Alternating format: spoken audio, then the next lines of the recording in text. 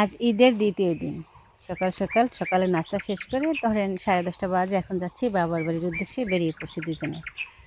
তো দুজনে বাইকে চলে যাব। দেখেন আমার হাজব্যান্ড বারবার বলতেছে তাড়াতাড়ি আসো, অনেক রোদ উঠবে। তো চলে যাচ্ছি, যেতে বেশি সময় লাগে না, 40-45 মিনিটের মধ্যে আমরা চলে যেতে পারি। কি সুন্দর রাস্তা, তাই না? গ্রামের যে কি একটা শান্তি, আর রাস্তাগুলো এত সুন্দর। হ্যালো ভিউয়ার্স, আসসালামু আলাইকুম, কেমন আছেন সবাই? তো আসার পরে আমার ভাইয়ের বউ কিন্তু কাঁচা পাকা আম দিয়ে জুস করে দিয়েছে, সেটা খেয়ে নিলাম। ওমা, দুপুরের পরে এই অবস্থা। এত পরিমাণে ঝড় বৃষ্টি শুরু হয়েছে, প্রচুর বাতাস, সাথে বাতাস বন্ধ হওয়ার পরে শুরু হয়েছে বৃষ্টি। কত প্ল্যান প্রোগ্রাম নিয়ে এসেছি বাবার বাড়ি, বিকেলে এটা করবো ওটা করবো, কিন্তু সব মাটি। এই দেখেন, কিছু করার নেই, বারান্দায় বসে বসে বৃষ্টি দেখতেছি। আর টিনের চালের বৃষ্টির শব্দ কিন্তু খুব ভালো লাগে। দরজায় বসে বৃষ্টি একটু ভিডিও করলাম আপনাদের সাথে শেয়ার করার জন্য। তো ওদিন বিকেলের কোথাও ঘোরাঘুরি হলো না। পরের দিন সকাল আমার ছোট ভাই গিয়ে মাছ কিনে নিয়ে আসছে।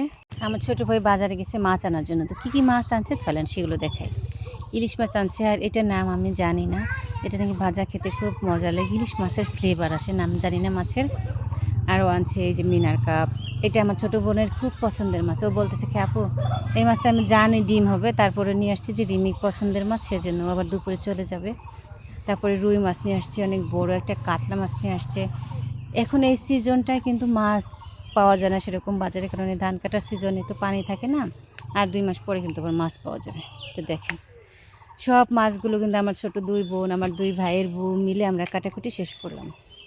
খুব দ্রুত করার চেষ্টা করতেছি, কারণ আমার ছোট বোনটা চলে যাবে। আর এবার ঈদের মানে কোরবানির ঈদের আমার বিশেষ যেটা ছিল আমাদের আয়োজন, সেটা হচ্ছে যে আমার ভাইয়ের ছেলের জন্মদিন। ওর জন্মদিনটা যদিও আগামী মাসের 5 তারিখে ছিল, কিন্তু আমরা সবাই ঈদে চলে আসছি। 5 দিন পরে তো আবার আসতে পারবো না, তাই আজকে আমরা প্রোগ্রামটা করলাম। তো এই কেকটা কিন্তু আমি আমাদের কোটালীপাড়েরই একটা আপুর পেজ আছে, নাদিয়াস কেক, ওনার কাছে অর্ডার করছিলাম।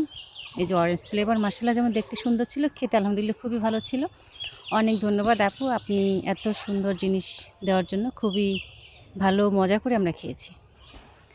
তো দেখেন এটা কিন্তু বিকেল, আমার ছোটো বোন অলরেডি চলে গিয়েছে। আমরা কিন্তু কেক কেটেছি তখন 11টা বাজে সকাল। ও তখন কাটার কারণ হয়েছে যে আগের দিন রাতে আমরা প্রোগ্রামটা করতাম, কিন্তু ওই যে ঝড় বৃষ্টির জন্য কারেন্ট ছিল না। তো ছোটো বোনটা আবার 12টা দিকে বের হয়ে যাবে, এই জন্য কিন্তু আমরা সব কাজ সেরে ফেললাম। বিকেলে ঘুরতে বেরিয়েছি, ঘুরতে বলতে আমার বাড়ির পাশে যে মায়ের সবজি ক্ষেত আছে সেখানে সুন্দর মরিচ হয়েছে, দেখেন ডাটা। গ্রামের কিন্তু আপনি 2-4 দিন সবজি না কিনেও খেতে পারবেন, শাক সবজি হাতের কাছেই না কিছু পাওয়া যায়। তো প্রচুর ডাটা হয়েছে, মায়ের এখানে বললো 2 রকমের ডাটা আছে, পাট শাক আছে, তারপরে কচু আছে, কচুর লতি আছে, পেঁপে আছে। সবজি খেতে আসলে হয় কি, সবজি ছিঁড়তে উঠাইতে কিন্তু খুব ভালো লাগে, গাছের ফল পাড়তে কিন্তু খুব ভালো লাগে।